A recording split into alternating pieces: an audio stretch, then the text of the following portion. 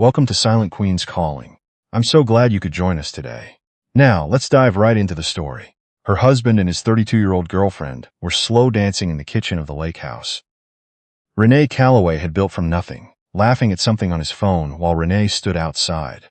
On the dock in the November dark, locked out of her own front door in bare feet, and a damp cardigan, watching them through the floor-to-ceiling glass she had personally selected from a showroom in Portland 12 years ago. They thought they had won. They did not know that Renee Calloway was not her real name. Chapter 1. The Glass Door. The fight had not started as a fight. That was the part Renee would turn over in her mind for years afterward. How ordinary the beginning of it was.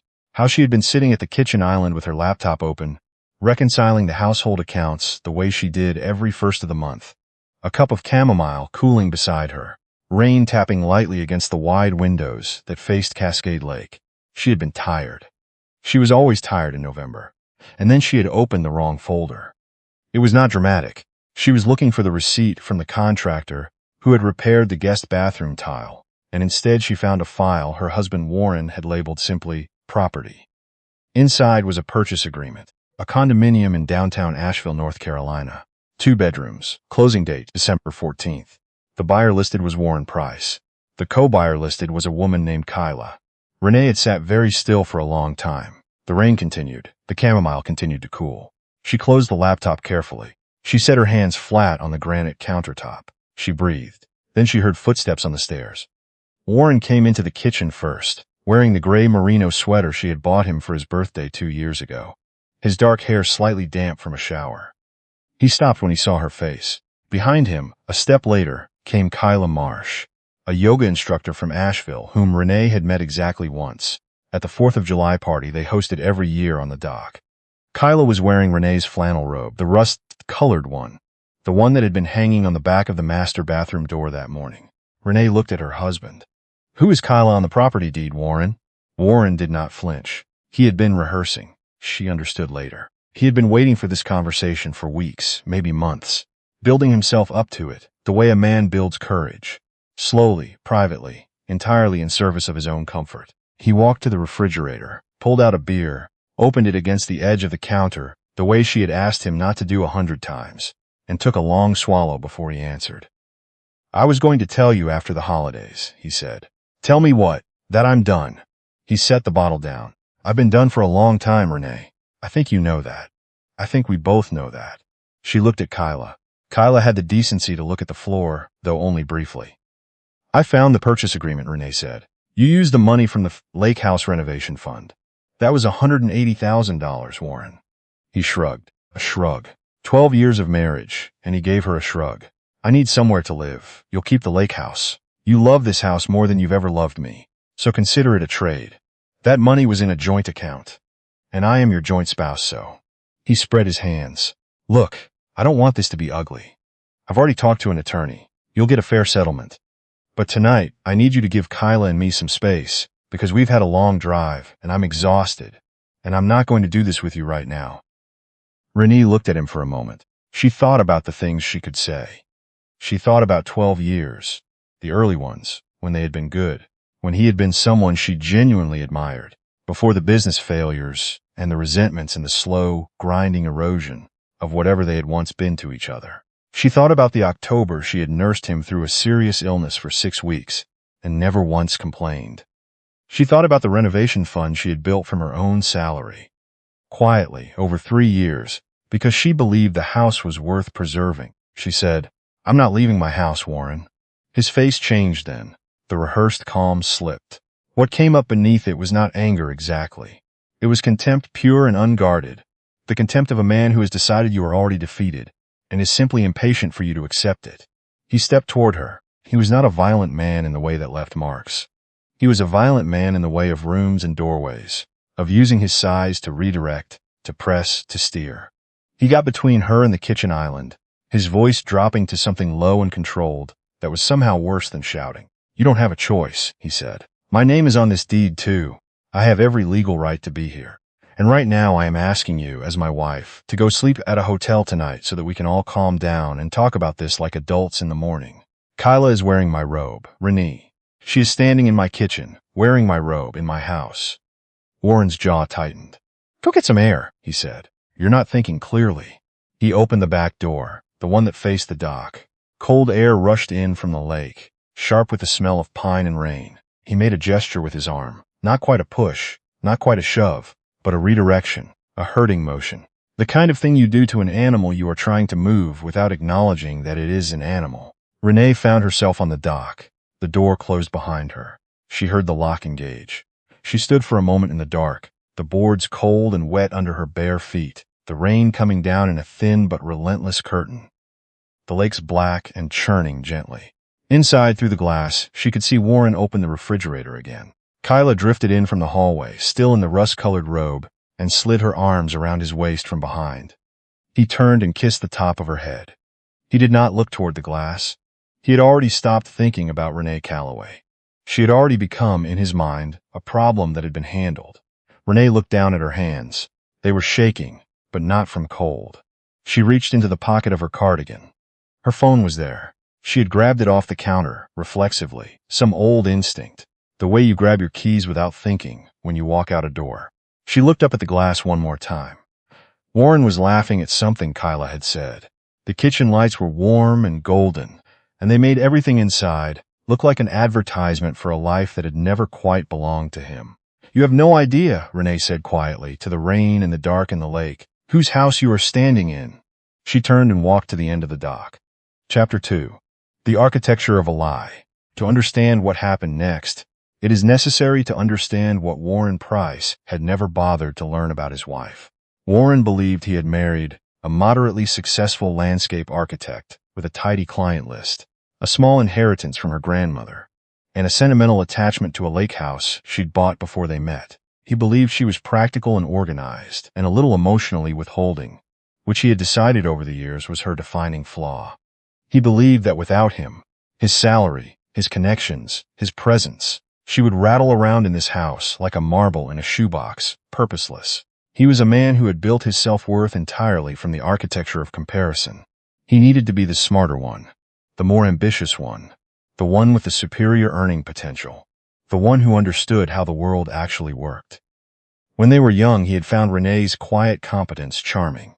As the years passed and his own ventures failed one after another, the tech consulting startup, the craft brewery, the real estate partnership that dissolved badly, her quiet competence became something else, something that made him smaller by comparison, something he resented with a thoroughness that had long since replaced whatever love he had once felt.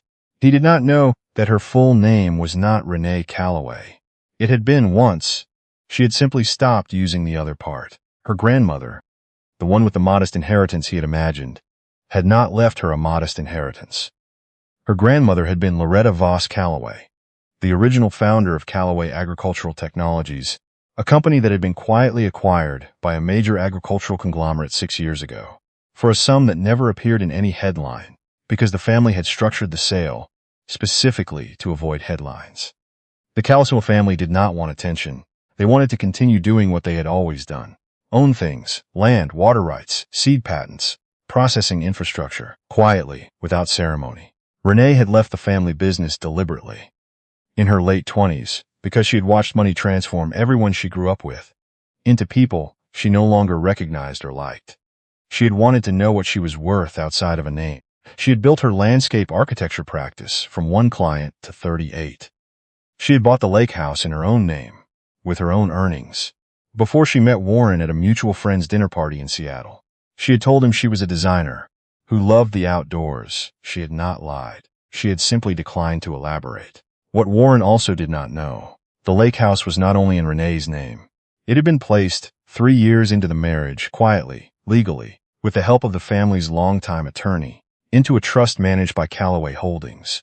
Warren's name appeared on the property deed as her spouse, as required by the marriage agreement, but the trust superseded the deed, and the trust had a clause that family attorneys had made very, very clear to Renee when she signed it.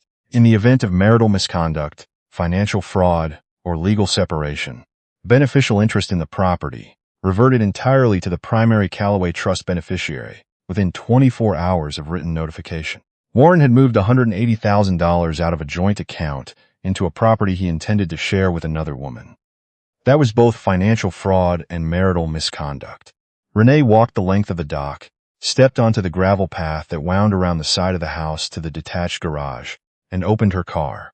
Not the Subaru she used in town. The other one. The older Land Cruiser she kept, because it was indestructible, and because it had a satellite connection that worked even when the mountain cell towers were performing badly, which was always. She got in. She closed the door. The rain disappeared into a kind of thick, padded quiet. She sat in the dark for a moment, her wet feet against the floor mat, her damp cardigan beginning to warm slightly from the residual heat in the cabin. Then she opened her contacts and found the name she had not dialed in over 2 years. Helen Marsh. Not Kyla Marsh, the yoga instructor currently occupying Renee's kitchen. A different Marsh entirely. Helen Marsh was the Calloway family's principal attorney and crisis manager. A woman who had practiced law for 31 years, who had handled 4 corporate acquisitions, 11 estate disputes, 2 international arbitrations, and 1 situation involving a sitting state senator that was never discussed outside of a sealed courthouse. Helen answered on the second ring. Renee. Her voice was precise and unsurprised. This was a woman who did not do surprised. It's late. I know. I'm sorry, Helen. Don't apologize. What happened? Renee told her. Not everything. Helen didn't need the emotional texture of it. The 12 years, the merino sweater, the rust-colored robe. She gave her the facts, the purchase agreement, the $180,000, the name on the co-buyer line, the lock on the back door. There was a pause, not a long one. He transferred trust-adjacent marital funds to a personal real estate purchase made jointly with a third party, Helen said, her tone becoming the focused, almost gentle precision of a surgeon in choosing instruments, while residing in a property held by Calloway Trust, and he physically excluded you from the premises. Yes, Renee. You understand what I have to do? Yes. Once I initiate, there is no slowing it down. This is not a warning shot. This is the whole thing. Renee looked through the rain-blurred windshield at the warm kitchen windows of her lake house. Warren had found a bottle of wine. He was pouring 2 glasses. Kyla had changed out of the robe. Renee could see it folded over the back of a kitchen chair, and was now wearing what looked like one of Renee's oversized sweaters instead. He is currently wearing my husband's sweater, Renee said. I'm sorry? His girlfriend is. She's in my sweater now. She's been through my closet. A brief silence from Helen then. Initiate full response? Initiate full response. All right, Helen said, and Renee could hear the quiet sound of a keyboard beginning. I'm activating the trust clause now. That immediately removes Warren's beneficial interest in the property. He becomes a non-owner trespasser as of this filing. I'm also flagging the $180,000 transfer to our forensic accounts team for classification as marital asset diversion, which opens the door to both civil recovery and, given that he moved the money through your joint investment account into a personal purchase, potential wire fraud referral. More typing. I am additionally placing a hold on your joint accounts, all of them, to prevent further movement. His personal accounts will be flagged to our banking contacts by morning. His attorney, whoever that is, will find that every avenue of asset protection he intended to use has already been closed. His car, Renee said. He bought it last year with a personal loan co-signed against our joint home equity line. I'll freeze the equity line. The lender will be notified of the trust activation and the fraud flag. They'll likely call the loan. A pause. Is there anything else in the house that belongs to you exclusively that he might attempt to remove or damage? Renee thought. My grandmother's furniture. The original pieces, they're cataloged and insured under the trust separately. I'll add that to the emergency property protection filing. A process server will be at the lake house with the trust activation documents and a trespass notice within. More typing. 2 hours. The Harlan County Sheriff's Office has an existing relationship with Calloway Holdings from the land boundary case 2 years ago. They will provide an escort. Renee closed her eyes, opened them. He has nowhere to go, Helen. His accounts will be frozen. His loan will be called. He has the Asheville condo closing in 6 weeks. Helen said calmly. He can sleep on the floor of that. I don't want anyone hurt. No one will be hurt, Renee. He will simply find that the world he thought he was navigating has reorganized itself while he wasn't paying attention. That's all. Now go somewhere warm. Is there somewhere you can go? I'm sitting in the Land Cruiser. Then sit in the Land Cruiser. My team will call you when the process server is en route. Do not go back inside the house. I'm not going back inside. Good. A pause, and then, unexpectedly, something almost warm in Helen's voice. Your grandmother would have done exactly this. I want you to know that. The line went quiet. Renee set the phone on the passenger seat. She turned the heat on. She folded her arms across her chest, and she watched the kitchen windows, and she waited. Chapter 3, Protocol. While Renee sat dry and still in the dark of the Land Cruiser, Helen Marsh's team moved through Warren Price's financial life with the systematic efficiency of people who had done this before, and found it neither exciting nor troubling, simply necessary. His primary checking account, the one connected to his most recent salary from the project management consulting firm where he'd worked for the past 18 months, showed a debit hold placed by the joint account flagging process within 40 minutes of Helen's call. His personal savings, which held approximately $11,000, was flagged for review pending the marital asset diversion investigation. His investment portfolio, modest and poorly diversified, was frozen under a court order that Helen's office had obtained from a judge who had worked with Callaway Holdings for 9 years and who signed emergency orders from his home office without particular agitation. The equity line of credit that Warren had used to co-sign his car loan was frozen at 11:54 p.m. The lender's automated system sent him a notification. He did not see it yet because he was opening a second bottle of wine. The Asheville condo purchase agreement, the document Renee had found in the folder labeled property, was flagged by a Callaway forensic accountant as having been partially financed by the $180,000 wire transfer from the joint renovation account. This meant that the earnest money deposit Warren had already submitted to the Asheville seller was now classified as marital property under dispute, which meant the seller's attorney would receive, by 8 a.m. the following morning, a certified notice that the transaction was legally encumbered and could not proceed to closing without court resolution. Warren did not yet know any of this. At 12:17 a.m., the trust activation document was filed in the county record system. Callaway Holdings became the sole controlling beneficial interest in the lake house property as of that moment. Warren Price's name on the deed became legally irrelevant. He was, as of 12:17 a.m. on a wet November night, a trespasser in a house he had been sleeping in for 11 years. The deputy who arrived with the process server was a young man named Cole, who had worked 3 years with the county, who knew Callaway Holdings from the land boundary dispute, and who had been told simply that there was a property matter at the lake house that required an official witness to a civil service. He drove carefully on the wet mountain road. He was professional. He had no particular feelings about what he was doing. Renee saw the headlights coming down the road at 1:02 a.m. 2 cars.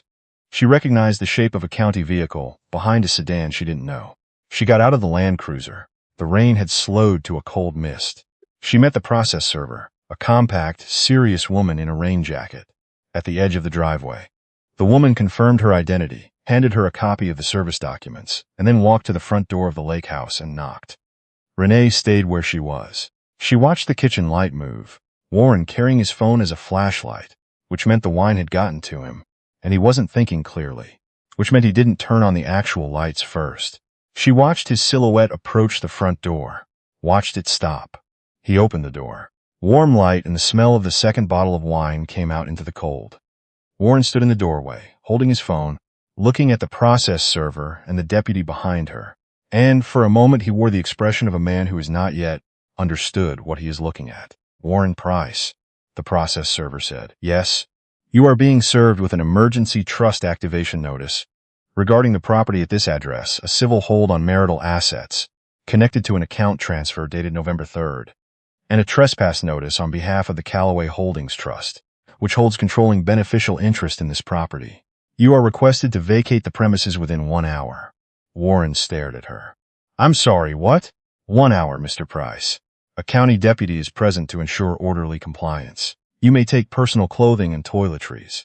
Any other removal of property must be authorized by trust counsel. Kyla appeared behind Warren in the doorway. She was still in Renee's sweater. She looked at the deputy, at the process server, at the documents being extended toward Warren, and then she looked out past the porch into the dark and found Renee standing at the edge of the driveway. Their eyes met briefly. Kyla looked away first. Chapter 4, The Lights Stay On. Warren did not go quietly. Men like Warren, men who have built their entire sense of themselves on the belief that they understand the systems of the world better than the people around them, do not go quietly when those systems turn against them. There is always an argument to be made, a procedure that hasn't been followed, a rights violation to cite, a manager to speak to. He cited all of them. He told the deputy that this was his home and that his name was on the deed. The deputy explained, without particular sympathy, that the trust document superseded the deed and had been filed in the county system at 12:17 that morning, and that he was present not to debate property law, but to ensure that everyone behaved in an orderly way. He called his attorney, a man he had spoken to twice, who had given him a confident assessment of his divorce negotiating position over a 40-minute phone call 3 weeks ago. Did not answer at 1 in the morning. He tried to access his banking app. He found the hold notice. He stared at his phone for a very long time. Kyla, to her credit, was more practical. She went upstairs without being asked, found the bag she had brought, and repacked it with the quiet efficiency of someone who has understood, faster than the man beside her, that the situation is over. She came back downstairs in her own clothes, the rust-colored robe folded over her arm. She set the robe on the kitchen chair. She picked up her keys from the counter. She did not say anything to Warren. She said, to no one in particular, and possibly to the deputy, I didn't know about the deed. Then she walked out the front door, past the process server, down the porch steps, and to her car parked in the gravel beside Warren's vehicle. She started it, turned it around carefully, and drove away down the dark mountain road without looking back. Warren watched her go. He stood in the open doorway for a long moment after her taillights disappeared. The deputy waited. The process server had returned to her sedan and was completing her paperwork. The lake was making its small, steady sounds behind the house. The mist had turned back to light rain. Warren picked up the wine glass he'd left on the entryway table. He held it for a moment, then set it back down. He went upstairs. He came back down in 20 minutes with a duffel bag. He had a dress shirt half tucked into jeans. His eyes were red in a way that was probably the wine, and probably also not entirely the wine. He stopped at the bottom of the stairs. Renee was standing just inside the front doorway now, having come inside when the deputy confirmed it was appropriate. She was still in the damp cardigan. She had not changed. She had not done anything in particular to compose herself, but she was composed, in the way of someone who has been composing herself for quite some time, and has simply gotten very good at it. Warren looked at her. You set this up, he said. It was not quite an accusation. It was the voice of a man arriving at a realization rather than arguing against one. I didn't set anything up, Renee said. I asked Helen to enforce what was already in place. Callaway Holdings, he said it slowly, turning it over. That's your family. Yes, you never told me. You never asked. She said it without cruelty, which was a choice. You were very certain you knew what I was. He looked at the duffel bag in his hand. He looked around the kitchen. Her grandmother's furniture, the light she had chosen, the windows she had specified, the floors she had refinished herself the summer before they got married, the years of accumulated care that had always been entirely hers, that he had lived inside without noticing. My accounts, he said. The hold will remain until the marital asset review is complete. Helen expects 3 to 4 months. I have bills. Yes, Renee said. You do. I have. The condo closing is in 6 weeks. I put down $40,000 in earnest money. That $40,000 came from our joint renovation fund. It's under dispute now. Helen thinks the seller will cancel the contract by the end of the week, rather than wait out a legal hold. He absorbed this. She watched the full understanding of it arrive on his face in pieces, not like a wave, but like water finding cracks.